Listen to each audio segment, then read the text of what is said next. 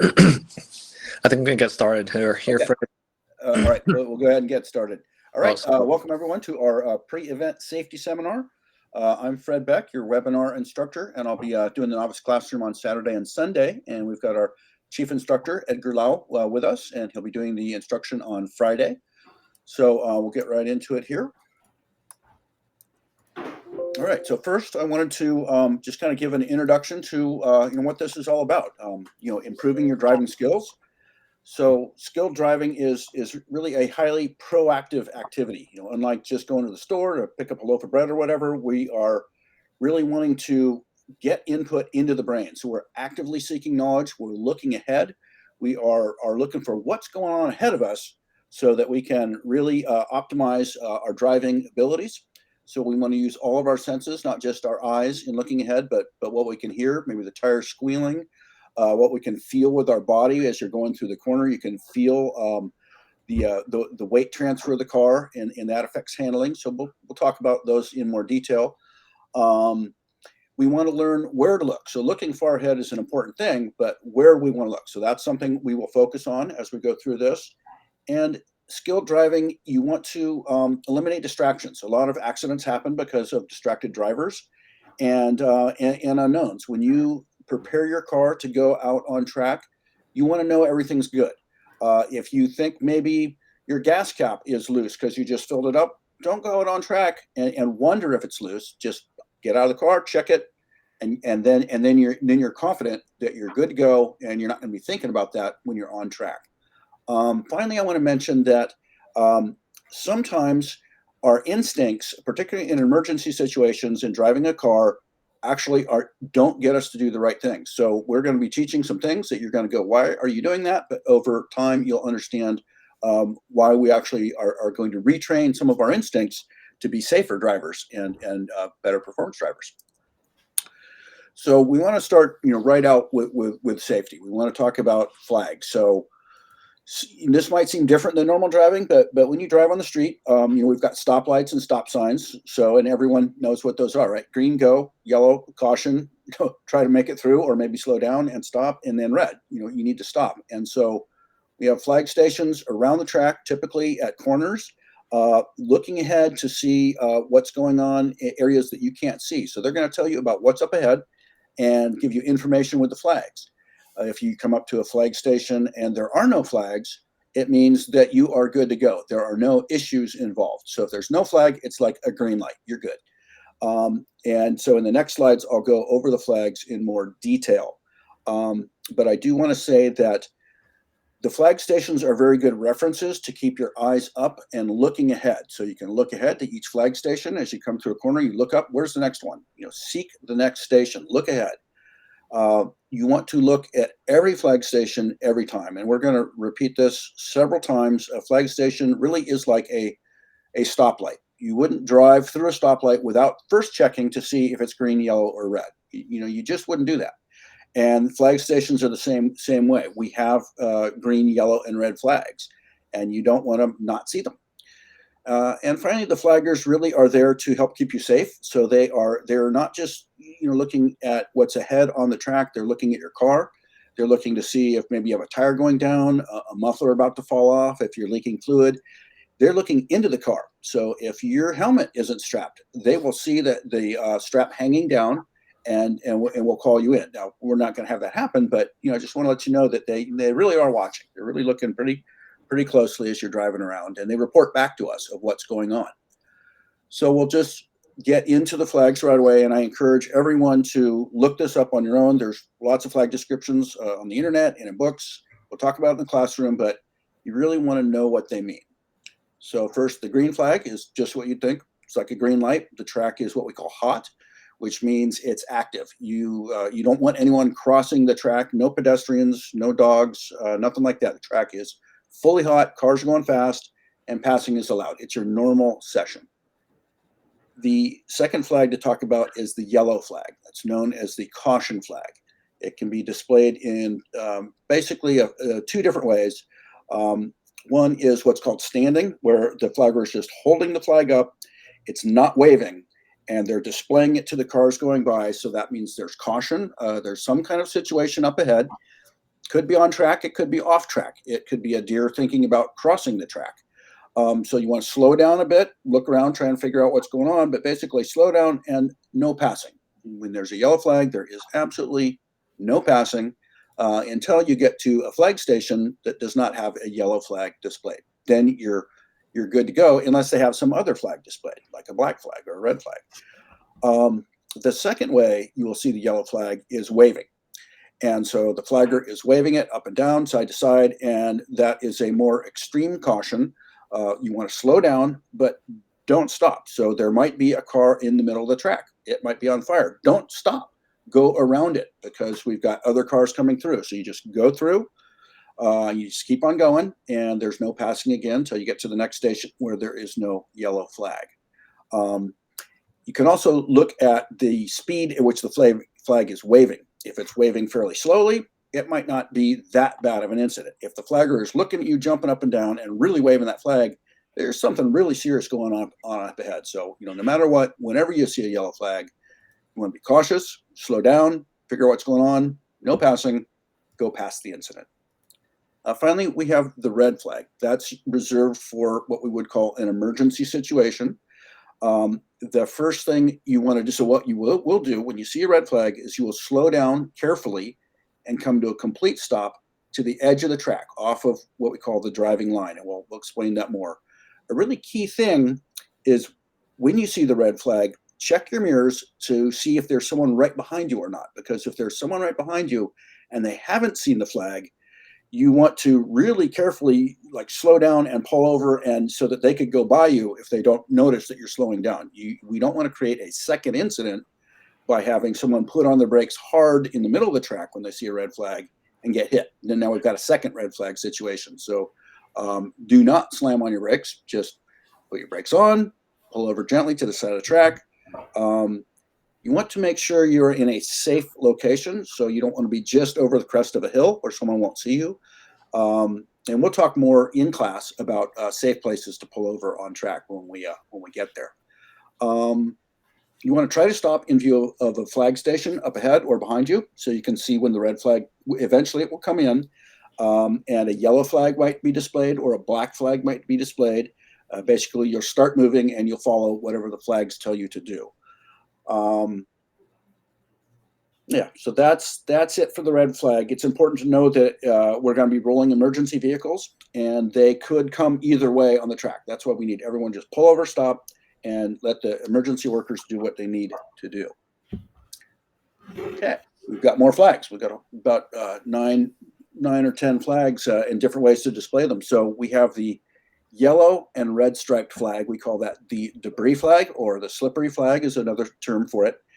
That means there is some kind of hazard on the track itself, and it could be some rocks, it could be some oil or coolant, which is very slippery, or it could be a part of a car that fell off, like a muffler sitting in the middle of the track.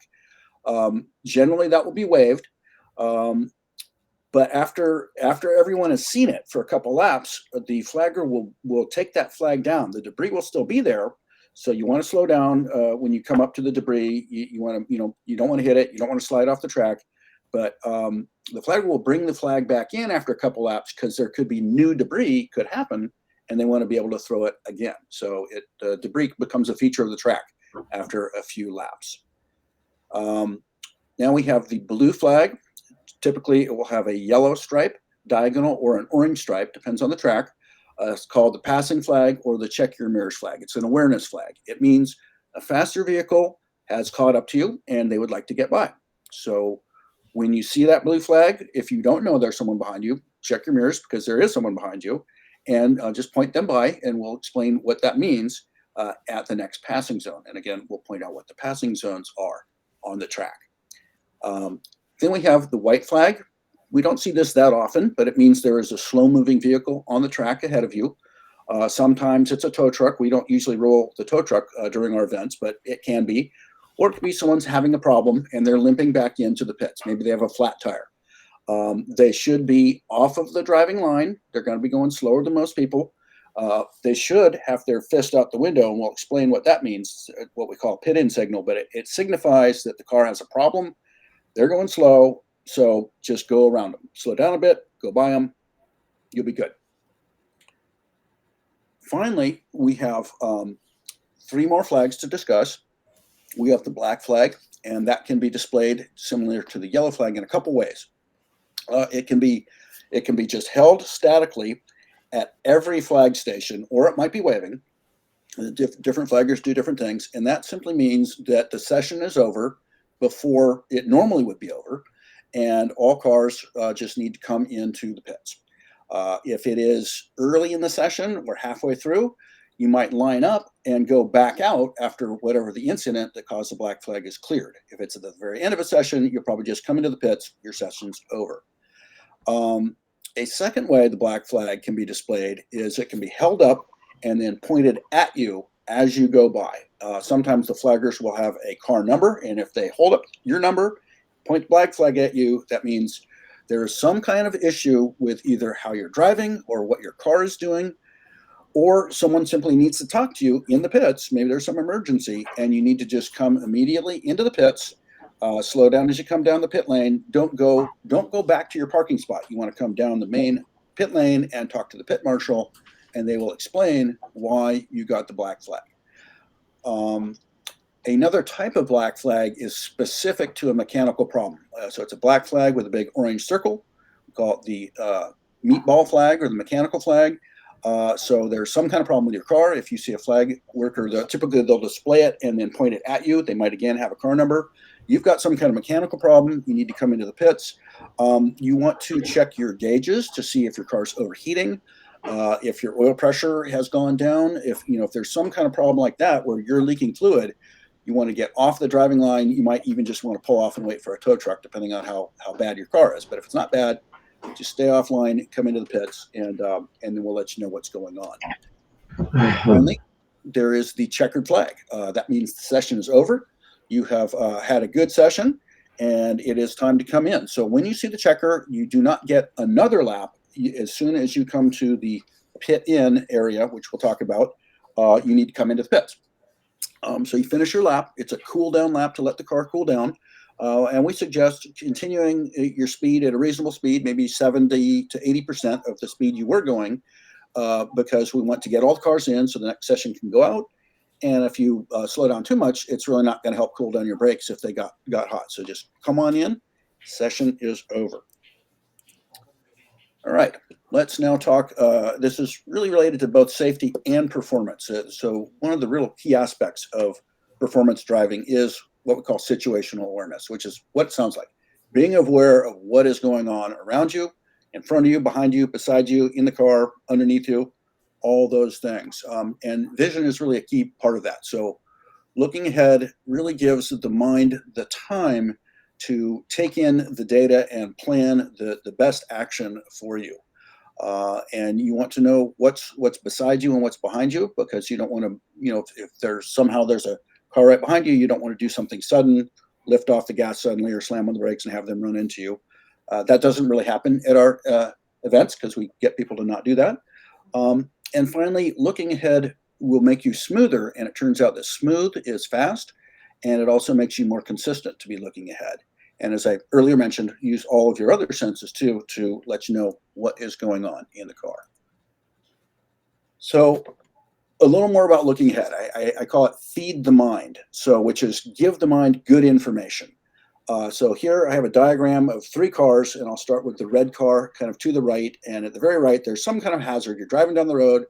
There's maybe a big cement brick sitting in the road, and an unsafe, poor driver is kind of driving by looking at their hood. They're not looking ahead of the car at all, and they're not going to see the brick, and they're going to run into it. And people do that. It really does happen. The normal driver is looking a little ways ahead of the car. They'll probably see the hazard, but they might have to brake kind of suddenly, and they might have to swerve to go around it. And that's kind of your average driver is looking maybe a couple car lengths to 3 or 4 car lengths ahead of the car.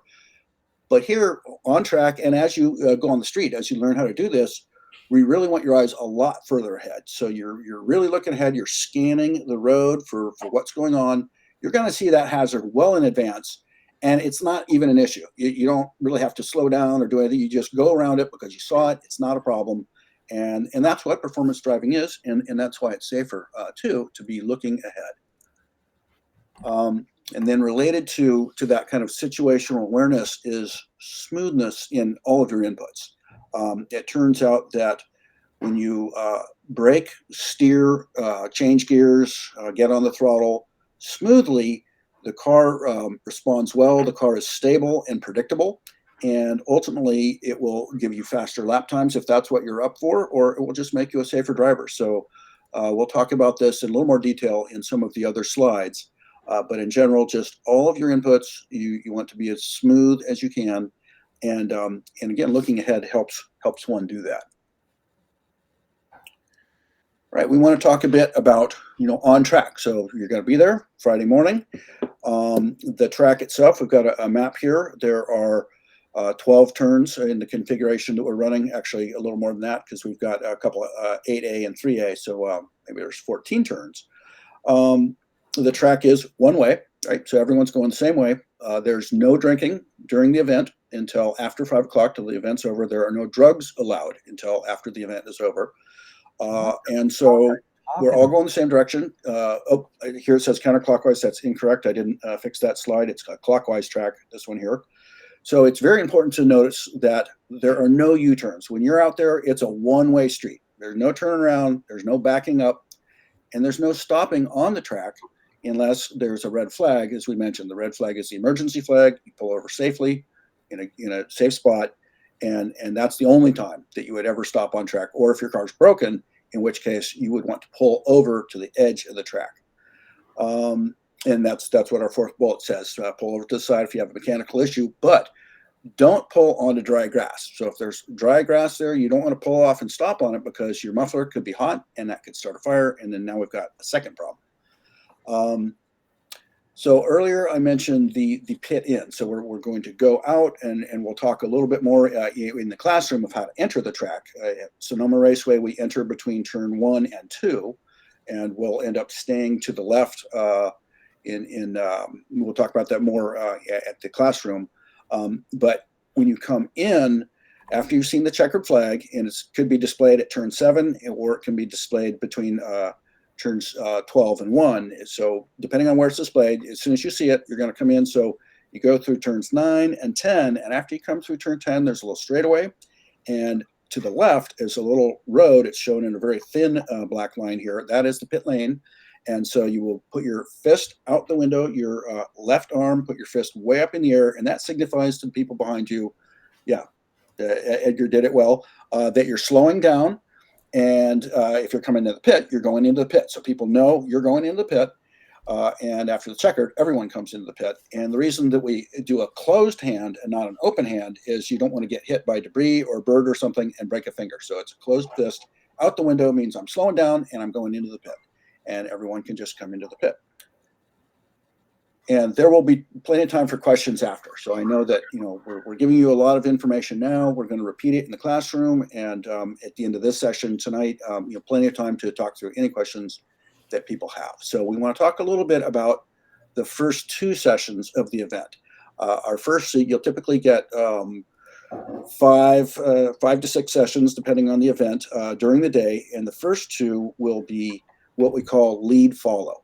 So we will have a lead car. Here we've got a picture of probably a Formula 1 race, and we've got the lead car is an green Aston Martin, and everyone's following it. So we will have probably 3 or 4 what we call pace cars lined up. So for your first 2 sessions, you'll come out and line up behind the pace cars. We'll put equal number of cars behind each pace car. It might be 3 or 4 cars behind each pace car.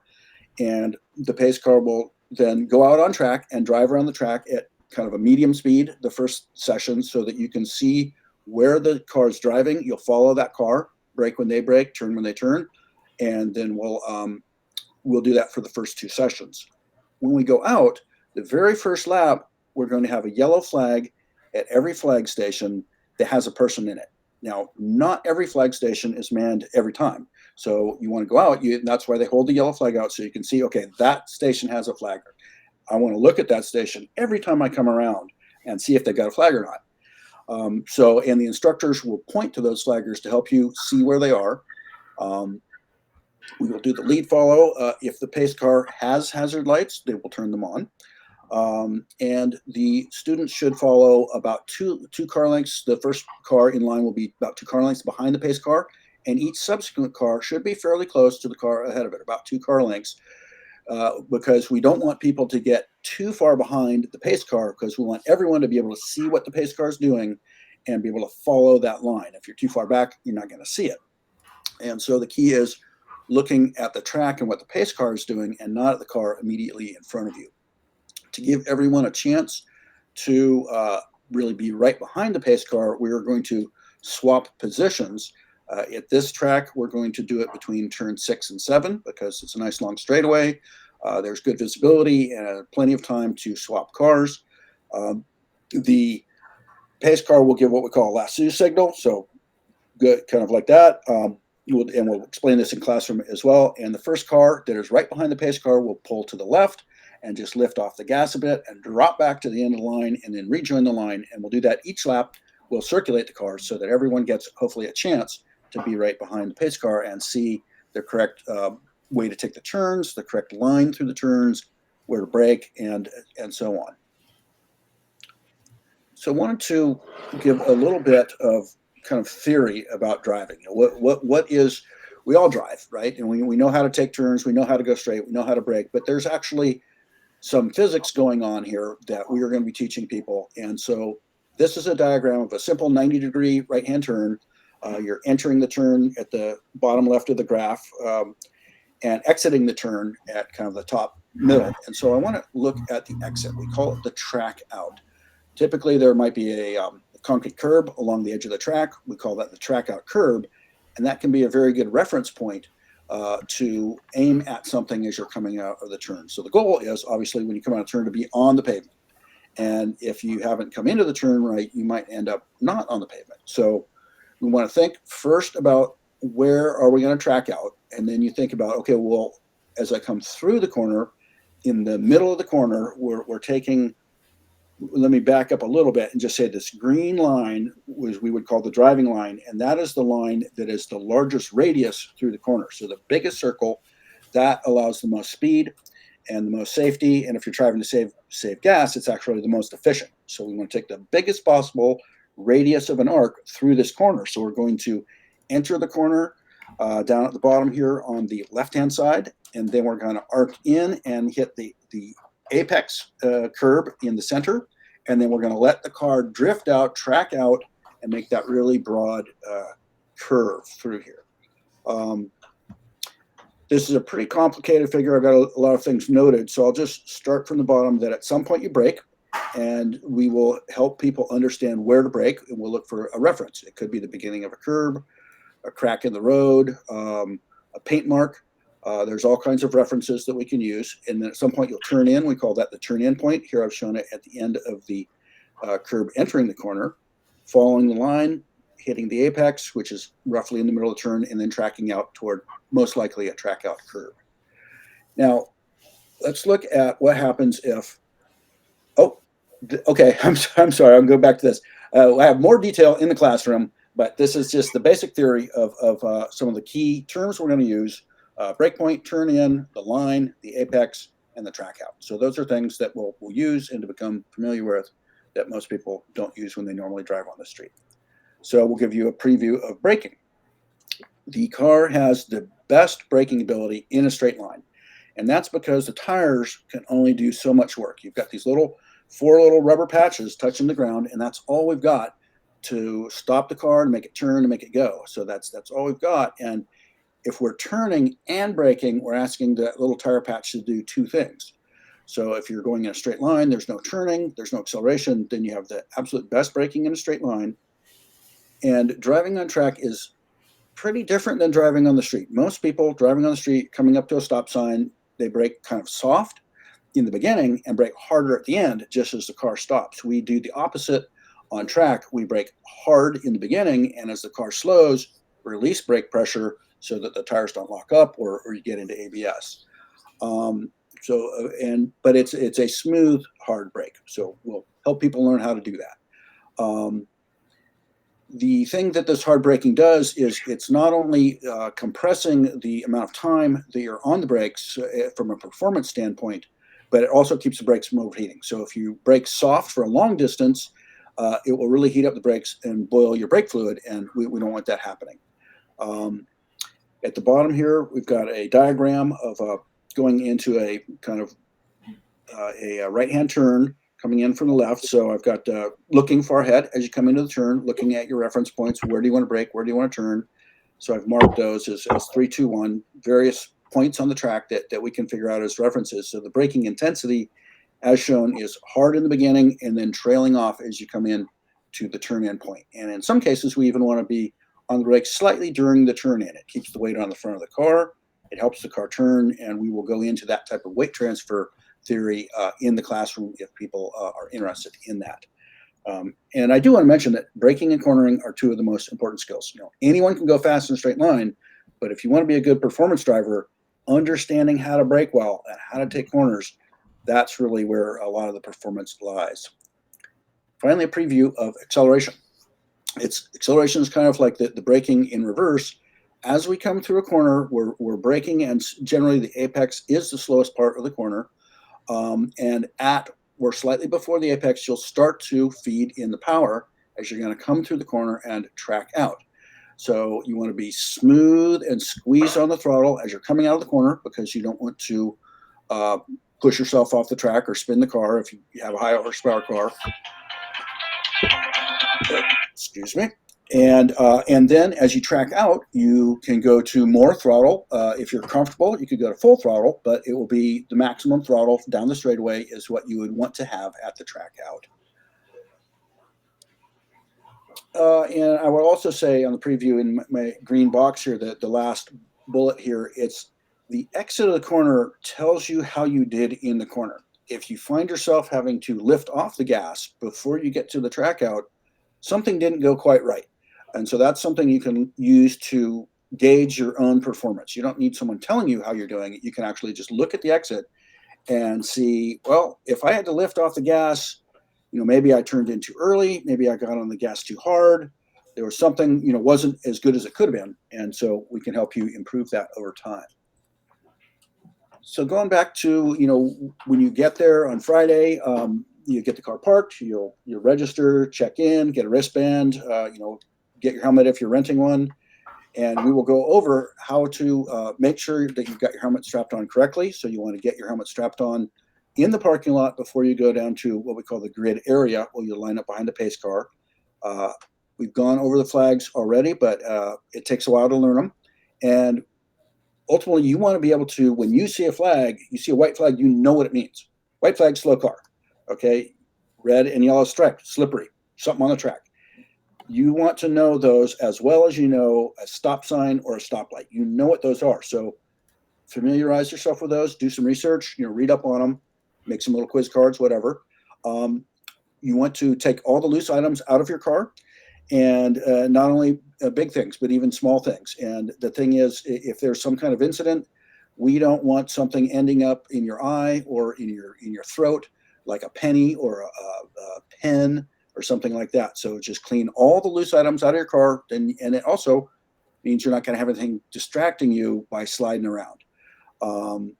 No handheld devices. We do allow passengers, not in the lead follow sessions, but later in the day you can take passengers out, but we don't want any phones or video cameras or other handheld devices. Again, they're distractions. They can fly around an incident, and if a flagger sees them, they're going to black flag you, come in, and we're going to talk to you, and we're not going to be like super happy about that.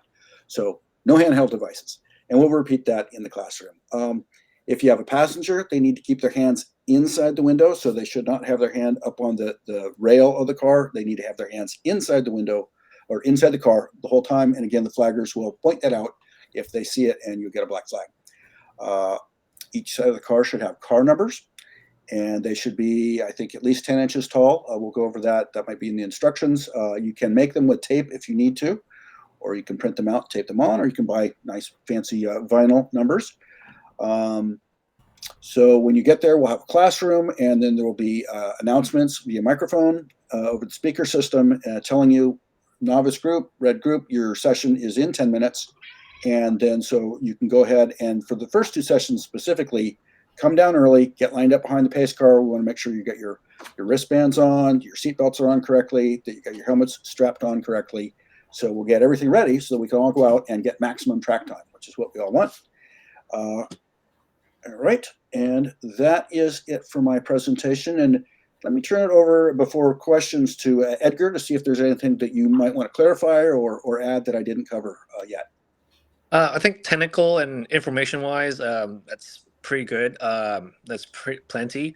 Like Fred said, we'll have 2 lead follow sessions in the beginning, and then we'll move on into a solo session where you guys will be driving on your own. And towards the end of the day, we'll be putting you guys with the low intermediates, where you guys will also experience a little bit of what experienced drivers drive like, and hopefully that will get your feet wet to move on to the next level.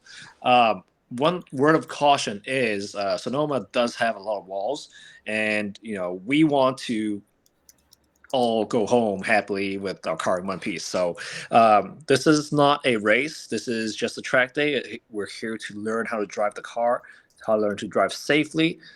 Speed will come eventually when we have all the other stuff down, like having our vision far enough, having smooth inputs in the car.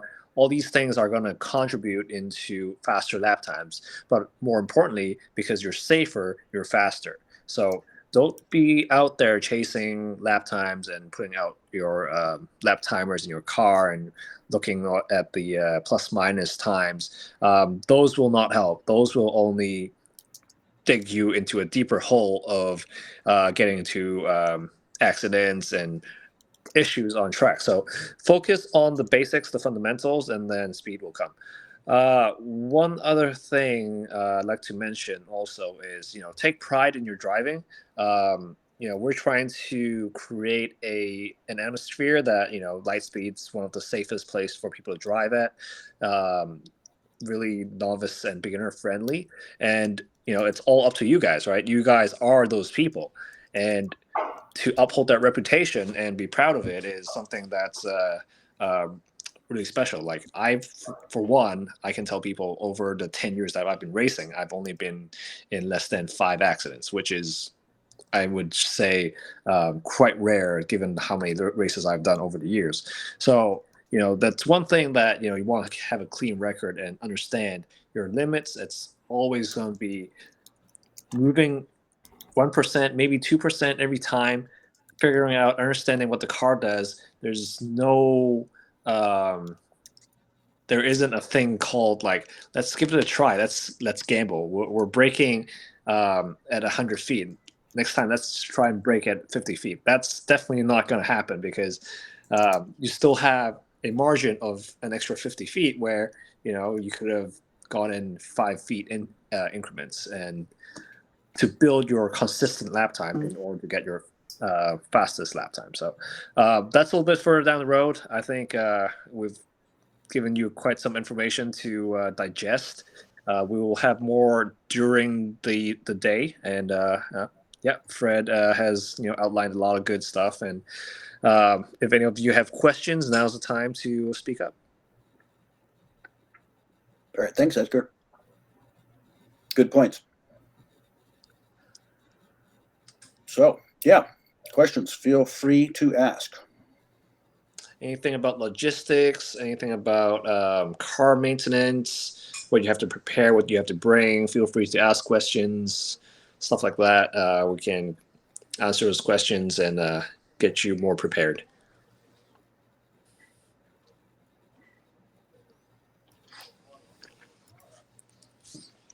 Oh. Okay, then. Well, great. Thanks everyone for hanging in there. We know we gave you a lot of information.